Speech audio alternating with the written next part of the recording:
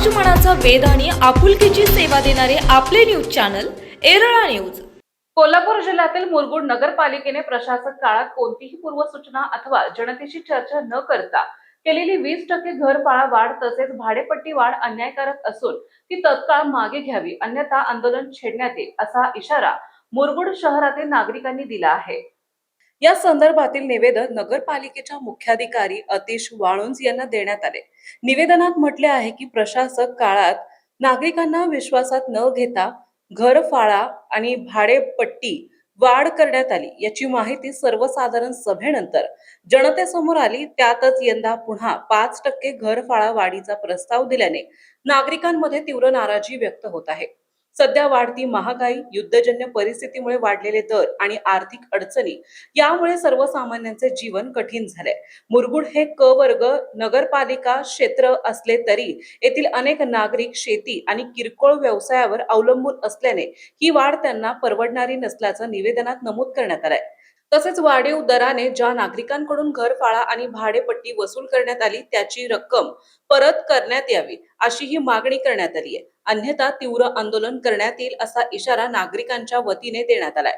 सदर निवेदन मुख्याधिकारी अतिश वाळुंज यांनी स्वीकारले। यावेळी नगरसेवक सुहास खराडे, माजी उपनगराध्यक्ष जयसिंग भोसले, बाळासो सूर्यवंशी, राजेंद्र चव्हाण, सर्जेराव भाट, ओंकार पोद्दार, अँथोनी बारदेसकर, सुशांत मांगोरे, संदीप उर्फ गब्बर भारमल, विठ्ठल भुत्ते, गोविंद पाटील, सुरेश शिंदे, निवास कुंभार, अमर इंदलकर आदी उपस्थित होते। वर्ग शेतकरी जाणार आहे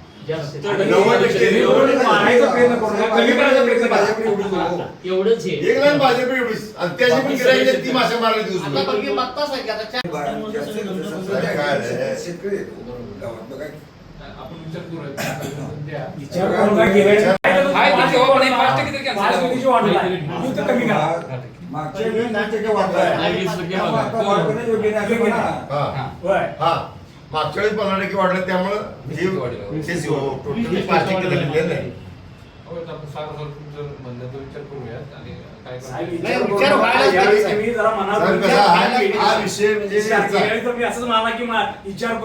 विचार जनता